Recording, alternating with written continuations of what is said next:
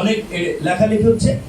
আমাদের দেশের তরুণদের বড় একটা অংশ, এমনকি শিক্ষিতদেরও বড় একটা অংশ বেকার। জাতীয় বিশ্ববিদ্যালয়ের কিছু আগে যে রিপোর্ট প্রকাশিত হলো, 66% বেকার। এবং এটা বাস্তব। হয়তো জাতীয় বিশ্ববিদ্যালয়ের ভাইরা যদি আমার প্রতি রাগ করতে পারে যে লুভে আমাদের এই কথা বললো, জাতীয় বিশ্ববিদ্যালয় সহ দেশের অনেক শিক্ষা প্রতিষ্ঠানই বেকার উৎপাদনের কারখানা। এবং এই দোষ কার? ছাত্রের। এই দোষ কার? কেরানির। এই দোষ কার? শিক্ষকের। এই দোষ পলিসি মেকারদের। বাংলাদেশে এখন যে ডেমোগ্রাফিক ডিভিডেন্স চলছে, কর্মক্ষম তরুণদের সংখ্যাধিক্য, এইটাকে যদি আমরা কাজে না লাগাতে পারি, ভবিষ্যৎ বাংলাদেশ বিপদের মুখে পড়বে। কর্মক্ষম তরুণ জনগোষ্ঠীর কর্মক্ষমতা তো সবসময় থাকবে না। কাজে আমরা যেটা দাবি করব, শিক্ষা উপদেষ্টাকে এই বিষয়ে আমরা লিখিত আমরা প্রস্তাবনা দেব, বাংলাদেশের শিক্ষা নীতি নতুন করে সময়ের আলোকে প্রণয়ন করা এবং সেখানে কর্মমুখী শিক্ষা এবং বাস্তবমুখী শিক্ষাকে প্রাধান্য দেওয়া। গার্মেন্টসের সিইও আমাদের দেশে নেপাল থেকে নিয়োগ করা হয়, ভুটান থেকে, ইন্ডিয়া থেকে। কর্পোরেট ধরেন বিস্কিট কোম্পানি, পানির কোম্পানি, তার সিইও নিয়োগ দেওয়া হয় নেপাল, ভুটান, মালয়েশিয়া থেকে। কেন? আমাদের দেশে কি যোগ্য লোক নাই? যদি যোগ্য লোক না থাকে তাহলে ওই শিক্ষা ঢাকা বিশ্ববিদ্যালয় চালু করেন, ওই শিক্ষা নর্থ সাউথে চালু করেন, ওই শিক্ষা অন্যান্য বিশ্ববিদ্যালয় চালু করেন। কেন এখানে চালু করতেছেন না? কাজে শিক্ষার ব্যবস্থাকে ঢেলে সাজাতে হবে এই বেকারত্ব নিরসন করার জন্য। এবং সবচেয়ে যে বিষয়টি আমাদের সবার কনসার্নে থাকা দরকার, যে আমরা বলছি, অনেকে বলছে ভাই দাবি দেওয়া নিয়ে আসে যে এটা আমাদের করে দেন, আপনারা তো সরকারের পার্ট, আপনারা তো সরকারের লোক, এরকম। তো ভাই পরিষ্কার যে আমরা সরকারের লোকও না, সরকারের পার্টও না। আমরা সরকারকে সমর্থন করি। আমরা নাম হয়তো কারো কারো প্রস্তাবনা করেছি। এটা দেশের সাথে একটা ক্রাইসিস তৈরি হয়েছিল 5, 6, 7, 8, বলা চলে যে 3.5 দিনের মতো কোনো সরকার ছিল না। তাও ভালো যে আমাদের দেশে ওই ধরনের কোনো নৈরাজ্য হয় নাই। দেশের মানুষ ভালো, অনেকটাই ভালো ভালো মানুষকে তার পরিচয় দিয়েছে। তো সেই ক্ষেত্রে এই সরকার আমাদের দলের নেতাকর্মীদের সরকার সেটা না, তারা আমাদের দল করে সেটা না। দেশের স্বার্থে আমরা তাদেরকে সমর্থন দিচ্ছি, আগামীতে দেব।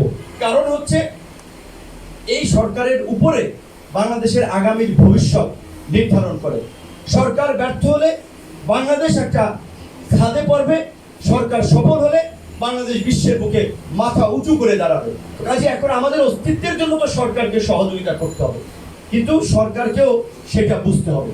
আমাদের সাথে সেই আস্থা বিশ্বাসের সম্পর্কটা তৈরি করা লাগবে। আজকে এখনো কেন সরকার দায়িত্ব নেওয়ার 2 মাস পরেও গার্মেন্টস সেক্টরে অস্থিরতা চলছে, এখনো এটা নিয়ন্ত্রণ করা যায় নাই। শ্রমিক আন্দোলন এখনো সমাধান করা যায় নাই। আমাদের এই যে আরএমজির এইটা যদি নষ্ট হয়, কতভাবে দেশ ক্ষতিগ্রস্ত হবে আপনাদের জানা আছে? আমাদের শ্রমবাজার বিভিন্ন দেশ থেকে বন্ধ হয়ে যাচ্ছে। সেই শ্রমবাজার নতুন করে ওপেন না করতে পারলে এই যে বিশাল জনগোষ্ঠী, তার কি হবে ভবিষ্যৎ? এই দেশে তো সবার কর্মসংস্থান নাই। সেই বিষয় নিয়ে সরকারকে ভাবতে হবে। যারা এক্সপার্টিস তাদেরকে কাজে লাগাতে হবে, কিন্তু আমরা সেটা দেখতে পাচ্ছি না। কিছু নির্দিষ্ট ব্যক্তির চিন্তা অনেক ক্ষেত্রে আমরা দেখছি ভুল দিকে ধাবিত হচ্ছে। সেটা তো এই ডিসির নিয়োগ নিয়ে আজকে যে পত্রপত্রিকায় আপনার রিপোর্ট করেছে সেটাই তো তার প্রমাণ। এবং সবচেয়ে হাস্যকর বিষয় দেখলাম আবার কয়েকজন ডিসিকে পোস্টপন করেছে। তার মধ্যে একজন যিনি ডিসি, তিনি আমাদের কাছে এসেছিলেন যে ভাই এইভাবে আমি একটা অন্যায়ের শিকার, বৈষম্যের শিকার, আমি একজন সৎ মানুষ, আমাকে কেন বাতিল করেছে? পত্রিকায় 2টা লাইন লিখেছে যে তার সাথে কোনো একটা উপজেলা বোধহয় শিক্ষকের অসাধারণ একটা ঘটনা ঘটেছে। সেটা তার যে রিপোর্ট, সেটা তার কোনো দোষ নেই। আমরা এখানে কিন্তু একটা বিষয় পরিষ্কারভাবেই বলছি, সরকারি কর্মকর্তা কর্মচারী যেই সরকার ক্ষমতায় থাকে তাদের লাইনে তাদেরকে কাজ করতে হয়, এটা বাস্তবতা। তো কাজে এখন যদি সবাই বিরুদ্ধে শাস্তিমূলক পদক্ষেপ নেওয়া হয়, সবাইকে যদি বঞ্চিত করা হয়, আউট করা হয়, তাহলে তো আরো সরকার একটা অস্থিরতা বাড়বে। অবশ্যই চেক অ্যান্ড ব্যালেন্স করে যাদের মধ্যে পেশাদারিত্ব ছিল, সততা ছিল, আমানতদারিতা ছিল, তাদেরকে দায়িত্বে বহাল রাখতে হবে, তাদেরকে দায়িত্ব দিতে হবে।